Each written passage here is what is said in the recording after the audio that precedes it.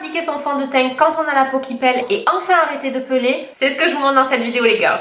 Et si ce n'est pas déjà fait, pense à t'abonner et à activer la cloche pour être informé dès que je poste une nouvelle vidéo tous les dimanches. Ok, donc dans cette vidéo les girls, je vais déjà vous donner une liste de références de fond de teint à utiliser quand vous avez la peau qui pèle. C'est celles que j'utilisais, ce sont des références que j'utilisais sur moi quand j'avais la peau qui pelait à cause de l'acné, d'un traitement contre l'acné, ou alors en hiver quand des fois on a la peau qui pèle, que ce soit autour du nez ou ailleurs. Et celles que j'utilisais aussi sur mes clientes quand elles avaient la peau qui pelée, quand elles ont la peau qui pèle. Je vais également vous donner une astuce pour être sûr que votre peau ne pèlera plus jamais avec le fond de teint. Et enfin, je vais vous montrer comment appliquer votre fond de teint, votre blush, votre highlighter quand vous avez la peau qui pèle, votre anti-cerne aussi. Donc c'est parti. Ok, donc tout d'abord pour ce qui est du maquillage, il vous faut absolument choisir une texture qui soit en crème pour votre fond de teint, pour votre CC crème ou pour votre bébé crème. Une texture crème, donc c'est-à-dire qu'il soit hydratante et un petit peu épaisse, compacte. Pas de texture liquide parce que des fois la texture liquide ça fait peler encore plus. Et bien évidemment pas de texture poudre parce que vraiment ça va assécher encore plus votre peau, ça va la faire peler encore plus. Vous avez sûrement dû déjà remarquer. Donc vraiment une texture crème qui soit hydratante, surtout pensez bien à ce que ce soit hydratant.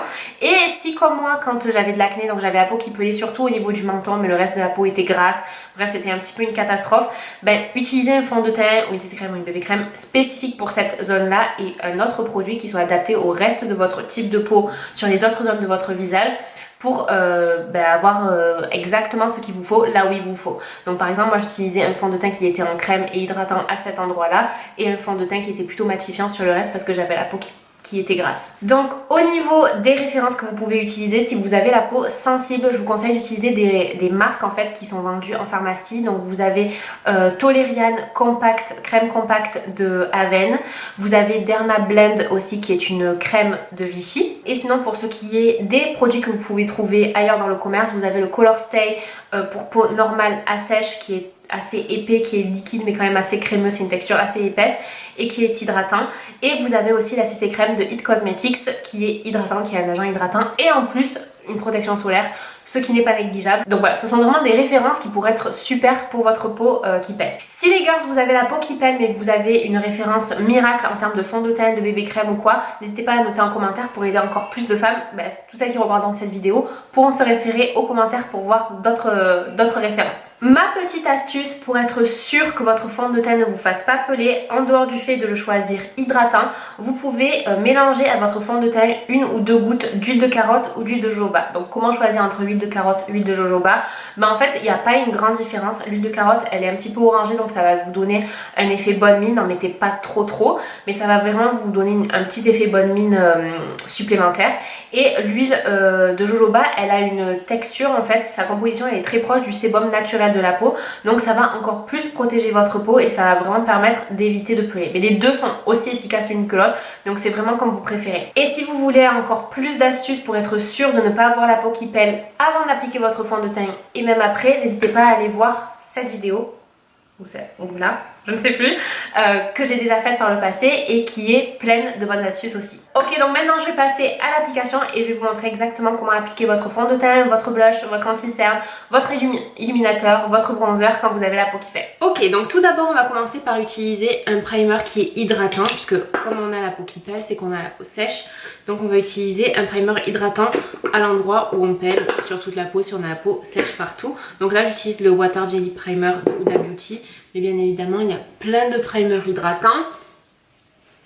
Et je ne prends pas la peine de le dire en vidéo, mais on est d'accord les girls qu'on pense à faire ses soins et on adapte sa routine de soins à son type de peau et surtout à la zone qui est ultra sèche. On n'oublie pas d'adapter les soins à cette zone là.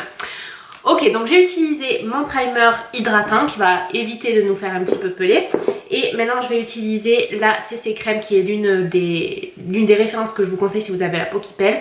Donc qui est une CC crème qui est hydratante, couvrante, etc. Je vais en appliquer un petit peu sur ma main. Mais est-ce que c'est la bonne couleur? Medium. Ça risque d'être un peu clair. Il me faut un petit peu de la taille. Et donc je vais en appliquer sur mon visage. Et je vais utiliser un pinceau plat comme ça. Alors vous pouvez utiliser un pinceau kabuki plat comme ça ou vous pouvez utiliser, vous savez, un pinceau plat spécial fond de teint. Donc avec ce kabuki, déjà le geste en fait ça va vraiment être de venir presser le fond de teint dans la peau. Surtout, ne faites pas de mouvements circulaires, ne faites pas de mouvements où vous étirez le produit ou quoi, parce que ça va vraiment vous faire peler. Il faut vraiment que vous tapotiez comme ça sur place pour appliquer votre fond de teint, que ça couvre votre...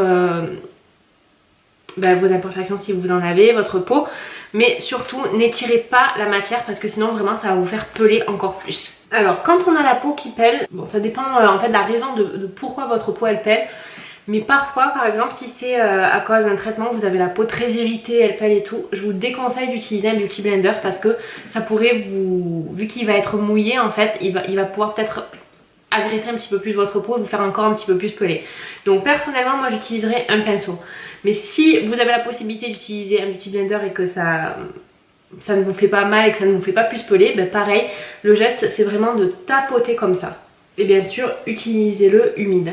Vous pouvez aussi utiliser un pinceau plat comme celui-là. Donc prendre un petit peu de matière sur votre main et pareil, le geste ça va vraiment être de tapoter aussi. Dans tous les cas, quel que soit l'outil en fait que vous utilisez, surtout ne tirez pas la matière. Vraiment, vous tapotez, vous faites vraiment du surplace pour éviter de vous faire peler encore plus. Vous voyez là, la bébé crème, elle a vraiment une super couvrance. Hein. Et pour tous les produits que vous allez appliquer ensuite, que ce soit le bronzer, que ce soit le blush, l'highlighter, l'anti-cerne, l'anti-cerne en général c'est au-dessous les yeux, on ne pèle pas forcément, mais bref. Pour tout, vous allez vraiment utiliser cette technique-là de vraiment tapoter partout sur toute la peau pour vraiment faire pénétrer le produit sans étirer la peau. Pour l'anti-cerne, vous avez aussi ce pinceau qui est vraiment très bien, c'est le P80 de Sigma, qui est en fait exactement le même que le F80 mais en beaucoup plus précis en fait. Pour le blush, je vous conseille un blush crème, là je vais utiliser celui-ci de Elika Beauty. Alors celui-là il a un fini mat, donc si vous pelez c'est peut-être pas la meilleure solution, mais dans tous les cas un blush crème ou un blush liquide. Et vous pouvez venir tapoter comme ça avec votre pinceau, en prendre un petit peu sur votre main. Et vraiment tapoter comme ça. Et c'est la même chose pour l'highlighter, je vous conseille un highlighter liquide aussi. Et vous pouvez l'appliquer avec votre pinceau plat, juste en tapotant. Alors si vous pelez aux endroits où vous voulez appliquer l'highlighter, surtout ne l'appliquez pas à cet endroit là, parce que ça va vraiment mettre en lumière la peau qui pèle.